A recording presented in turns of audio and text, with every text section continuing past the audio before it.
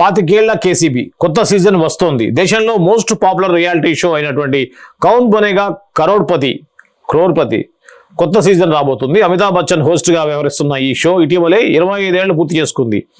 ఇప్పటి వరకు 16 సీజన్స్తో సక్సెస్ఫుల్గా రన్ కాగా తాజాగా 17వ సీజన్ అనౌన్స్ చేశారు. ఇందుకు సంబంధించిన ప్రోమోను విడుదల చేశారు. ఆగస్టు 11 నుంచి టీవీలో ప్రసారం కానుంది.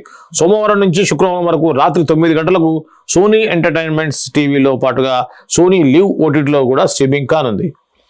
సో ఏదేమైనా కూడా ఈ యొక్క బుల్లి తెరకి ఒక వెలుగు తీసుకొచ్చింది మాత్రం అమితాబ్ బచ్చన్ కౌన్ బనేగా కరోడ్పతికి ముందు అమితాబ్ బచ్చన్ యొక్క ఆర్థిక పరిస్థితి చాలా దారుణంగా ఉందనే విషయాన్ని మనం చాలా పత్రికల్లో కూడా చదివాం. అంటే అమితాబ్ బచ్చన్ కార్పొరేషన్ లిమిటెడ్ అనేటువంటి ఒక సంస్థని ఏర్పాటు చేసి సినిమాల్ని, టీవీ సిరీస్ని నిర్మించారు అమితాబ్ బచ్చన్.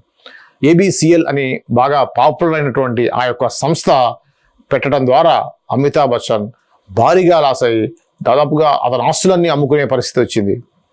ఈ క్రమంలోనే అతనికి సన్నిహితులైనటువంటి ధీరుభాయ్ అంబానీ ఆయన్ని కోసం అని చెప్పేసి ఈ యొక్క కౌన్ బనేగా కరోడ్పతి అనేటువంటి ప్రోగ్రామ్ని ఇచ్చారని, సో ఆయనకి కట్టాల్సిన బాకీ కూడా చాలా పెద్ద మొత్తంలో ఉండేది అనేది అప్పుడు వార్తలు.